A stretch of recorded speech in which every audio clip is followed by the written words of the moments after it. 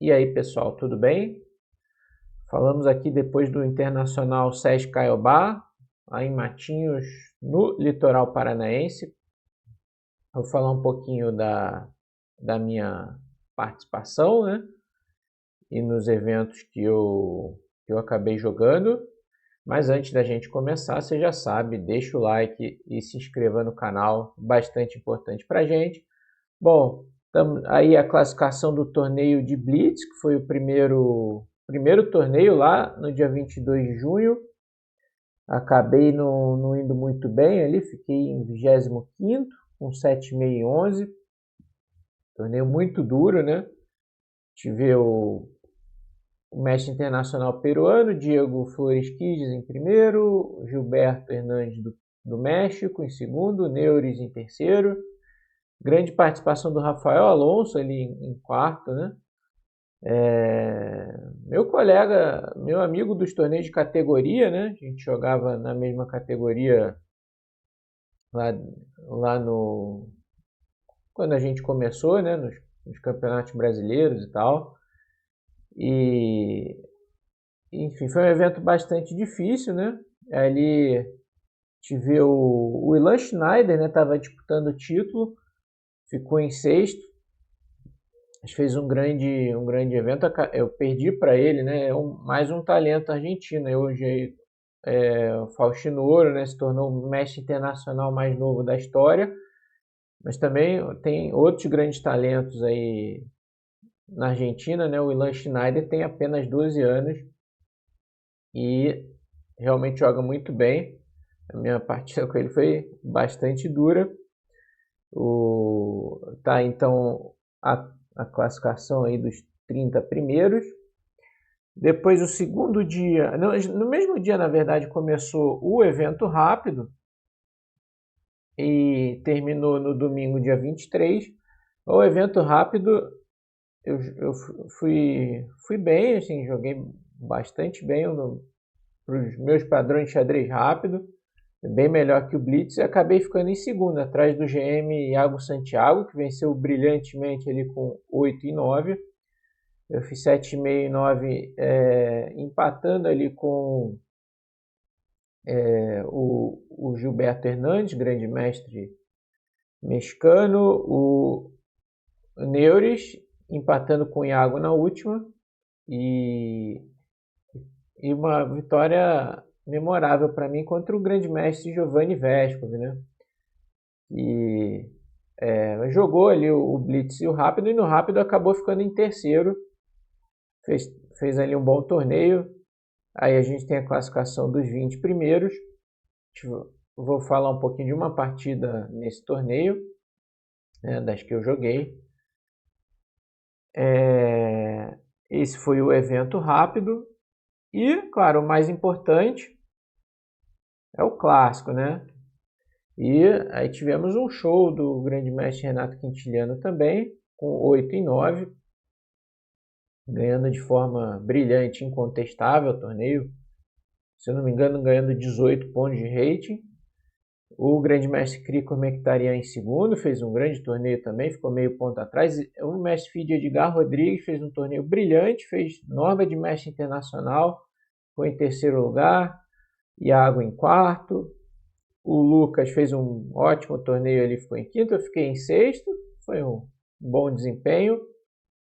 Andrés Rodrigues, a WGM Cláudia Amura, da Argentina, também fez um ótimo torneio ali, ficando em oitavo com 7 em 9, né? Do terceiro ao oitavo, os jogadores ficaram 7 em 9, ele mudando a colocação nos critérios.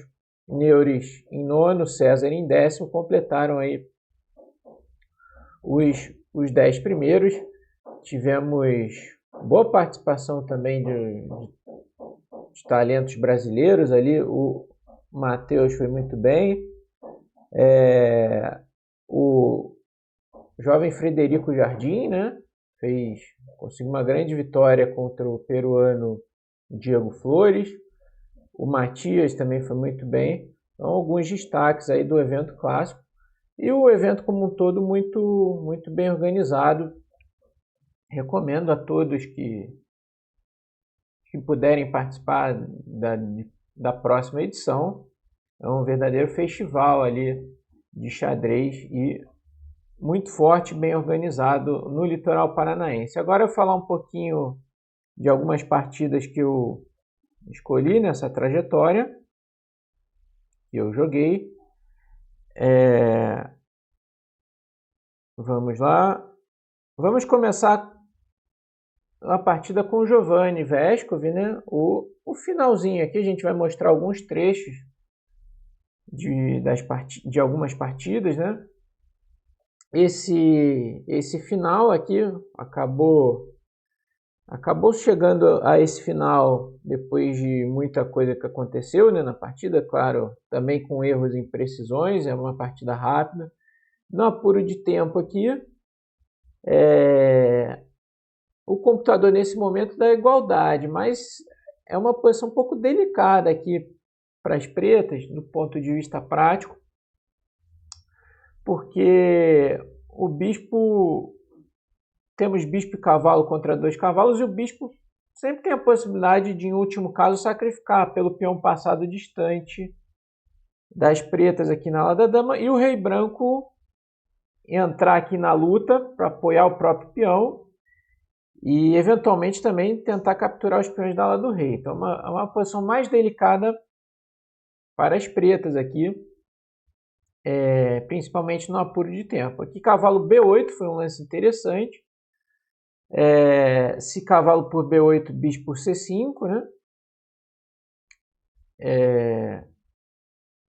Então a ideia é trocar um dos cavalos e tentar entrar com o rei aqui em E4. O Giovanni jogou B3, que é uma boa jogada, cavalo por D7, rei por D7 e rei E4, seguindo o plano, né, de jogar rei D5, rei E6, D7 e ganhar o cavalo.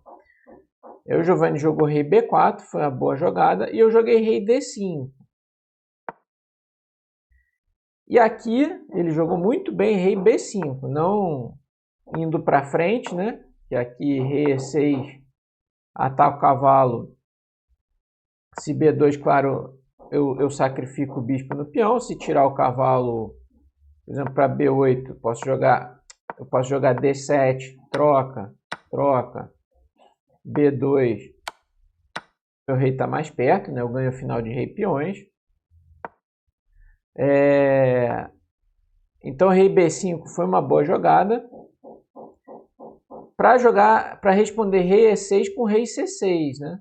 Esse que é o ponto aqui. Eu joguei G4, um lance para bloquear os peões na ala do rei.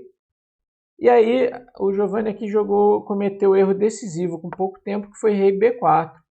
E eu acabei tendo a chance de ganhar a partida. Mas aqui a defesa não é tão fácil.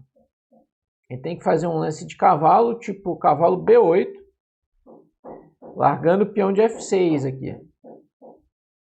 Se eu jogar rei E6 para D7, rei C6, o rei vem apoiar o cavalo no bloqueio do peão. Se bispo toma F6, cavalo D7, ameaçando o cavalo por bispo D4, cavalo B8.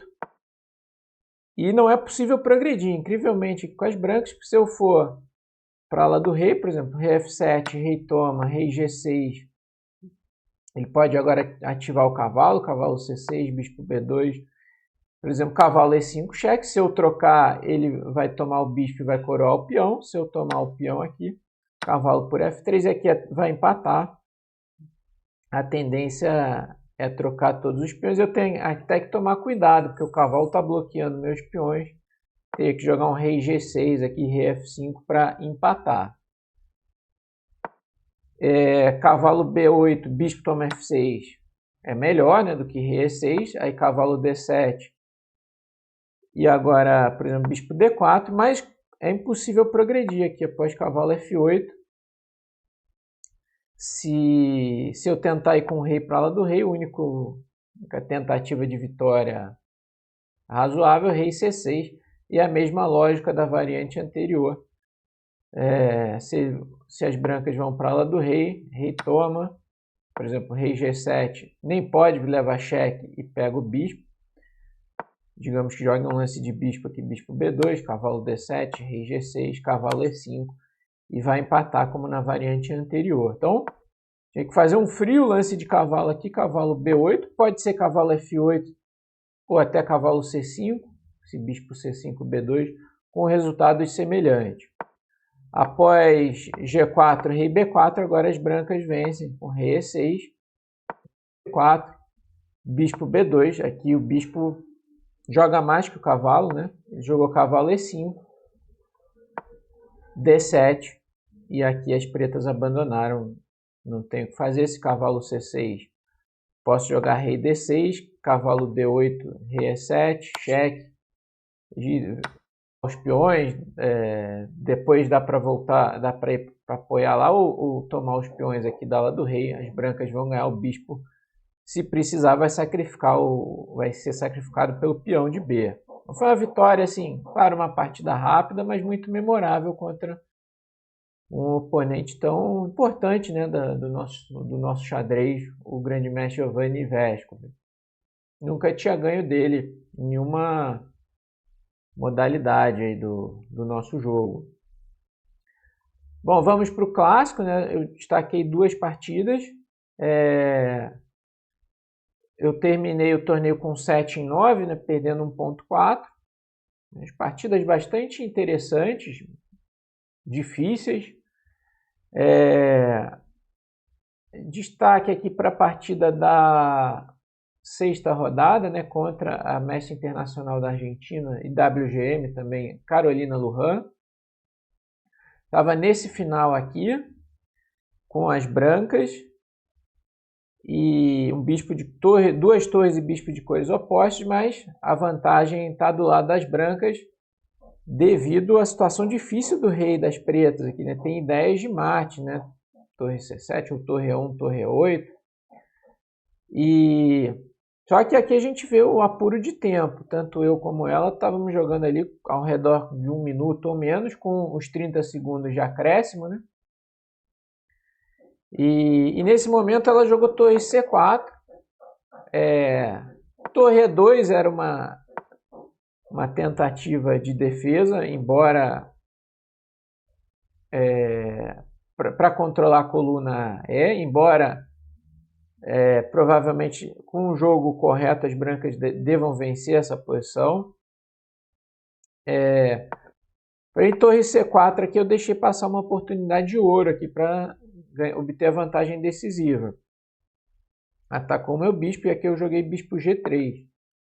Eu não vi um recurso que ela tinha aqui, né?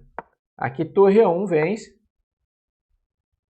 Também eu me esqueci que se torre toma F4, torre A8 cheque, torre D8, torre A8 cheque. Não me esqueci não vi, né? Eu ganho a qualidade. E aqui torre de E toma D8, bispo toma A4, se eu tomar pega a torre A C8 cheque, rei B6, torre D6, rei B5, G4, por exemplo, defendendo o peão. Isso aqui, as 2 torres vão levar as brancas à vitória. Porém, eu acabei jogando bispo G3, aí torre por A4, esse lance me surpreendeu porque ali no super apuro achei que torre toma B3 era uma pancada, mas aí ela achou, porque é o seguinte, qualquer torre que ele tomar, eu tomo a outra e fica uma peça a mais. Mas esse aqui é o tema tático do desesperado, né? Então, se ele tomar em A7, eu tomo em D3, sobra um bispo. Se tomar em B3, eu tomo em A4, sobra um bispo. Mas ela achou o tema... o torre toma G3, né, com o tema do desesperado. E agora eu que estou na situação. Qualquer torre que eu tomar, ela vai tomar outra torre e vai para um final de torres com material igual. E aqui um pouco desnorteado com esse belo contragolpe. Não consegui tentar da melhor maneira, que ainda dá para pressionar esse final. Rei toma G3 aqui, perde qualquer chance de tentar. Tinha que jogar torre de B7, torre toma 7, torre toma 7. E cortando o rei das pretas, né, ameaçando o peão de F. Aqui um lance difícil de fazer torre G7, para defender o peão, mas a torre fica mal colocada aí, né? Se F6, torre G6, torre toma C4, as pretas sem contra-jogo para empatar. É provável que elas empatem com o jogo correto, mas é difícil, né? Outros lances mais lógicos, né? Como torre B3, torre toma F7, C4, torre toma H7, C3. Eu estou chegando com F6, F7, F8 aqui, né? Então, esse aqui com certeza era a melhor chance de pressionar a torre de B, B7. Rei toma G3, torre toma 7, agora o final está igual. Rei F4, inclusive eu tive que jogar para empatar em determinado momento. Rei D7, Rei E5, Rei C6, uma boa jogada. G4, quero criar um contra-jogo aqui na ala do rei, né? Criar um peão passado aqui. O peão passado dela é muito forte. C4, torre B8. Rei C5, rei C5 aqui Não interroga não, isso aqui tá errado aqui. Empata de toda maneira, né? Eu poderia tentar outras coisas aí, mas rei C5 é a tentativa mais lógica. Cheque, rei B4, aí rei F6, C3, e aí aqui eu joguei G5. Também isso aqui leva a igualdade, tá? Essa interrogação tá demais. E ela jogou uma ideia bastante interessante, que torre A5, buscando as ideias de interferências aqui em cima da minha torre, mas por sorte eu consigo voltar a torre para sacrificar. H4, torre C5, torre B8 cheque, rei C4, torre B1, C2, vem com rei toma F7, torre toma F5, rei G7, torre F4, H5, e aqui foi até o rei contra rei, rei D2, sacrifiquei a torre, mas vou pegar a torre de volta aqui, e a interessante partida terminou em empate, aí na sexta rodada. E por último, uma posição bastante interessante da minha partida com o mestre internacional Luiz Rod, tá? Fez um bom torneio, o Rod ali, acabei jogando com ele na última. Estávamos nesse final aqui, 2 torres e bispo contra 2 torres e cavalo. Um final, digamos, traiçoeiro esse aqui. Pode ser traiçoeiro para os dois lados. No caso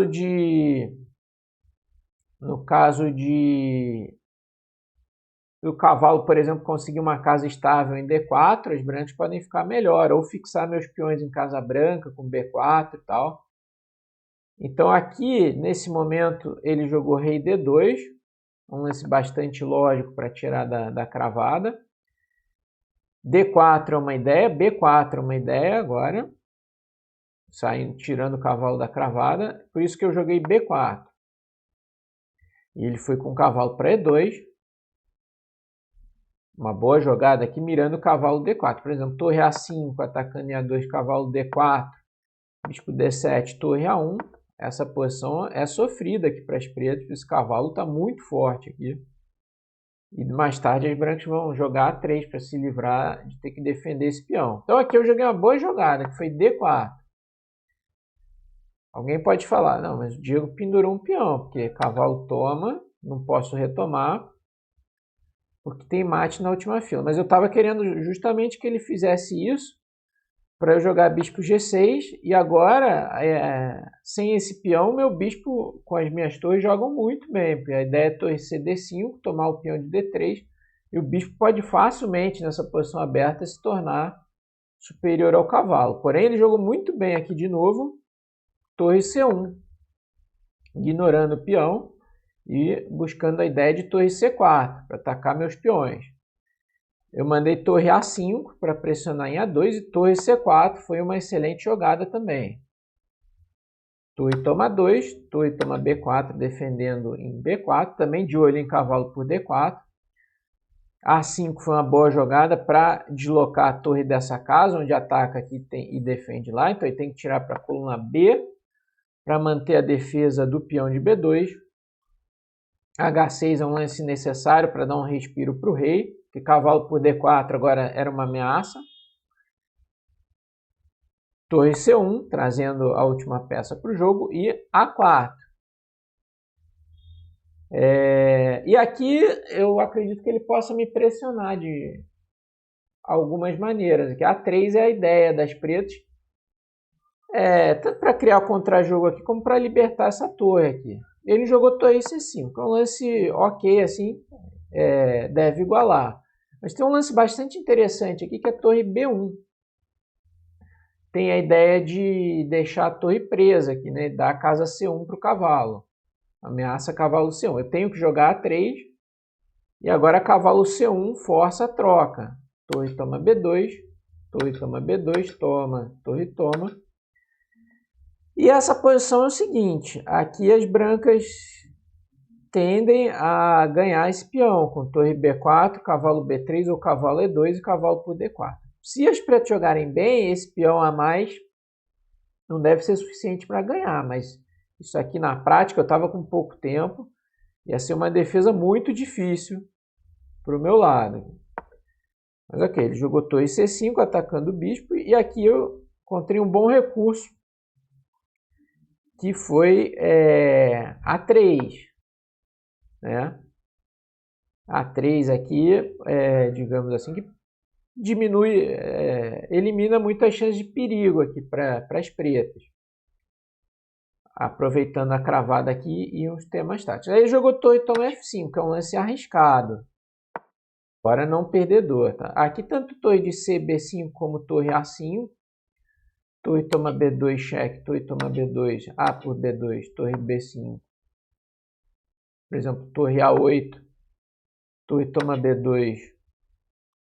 Torre A3 atacando aqui, cavalo C1, torre A4 para impedir torre B4, isso aqui deve empatar. Né?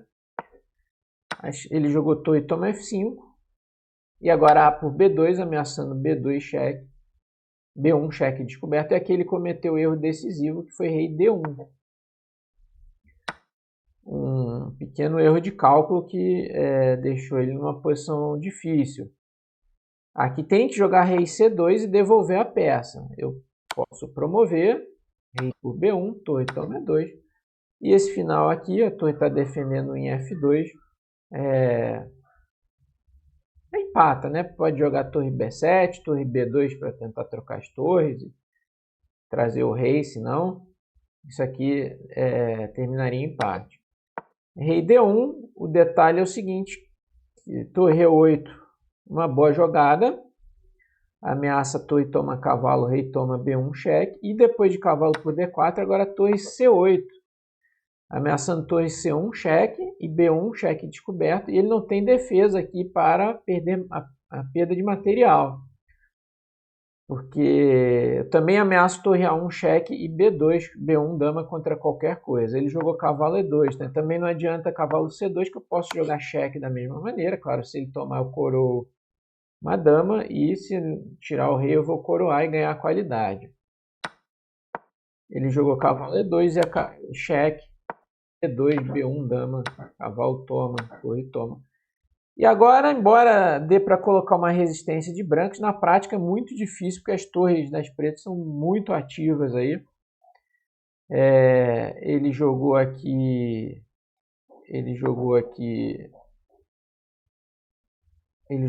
perdão, posição é essa, cliquei errado, cavalo F4, torre B2 cheque, rei E3, torre de CC2, cavalo H3, e aqui mesmo com pouco tempo não é uma posição difícil de jogar, que basta controlar um pouquinho e aproveitar essas torres ativas, rei E3, torre D1, a ideia de atacar os peões por trás, jogo cavalo F4, torre F1, se F3, por exemplo, torre toma H2, ele jogou torre D7. Eu fui tomando os peões e o peão dele deu um cheque aqui. O peão dele de D não preocupa, porque as torres sempre podem defender a promoção por trás, né? Inclusive dobrando as torres na coluna. As torres jogam tanto bem na horizontal também, né? Então aqui rei F2, torre B1, ameaçando um cheque, ele vai ter que cobrir de cavalo. ficar com o cavalo passivo e agora o peão de D acabou caindo e ele abandonou. Mas foi uma partida bastante difícil e que eu poderia ter sofrido ali se ele controla ali o meu peão que acabou se tornando perigoso demais. Bom, esse foi o vídeo sobre Caio Bass, bastante legal o torneio. Se você gostou, deixa o like e se inscreva no canal se não estiver inscrito. Valeu e até a próxima.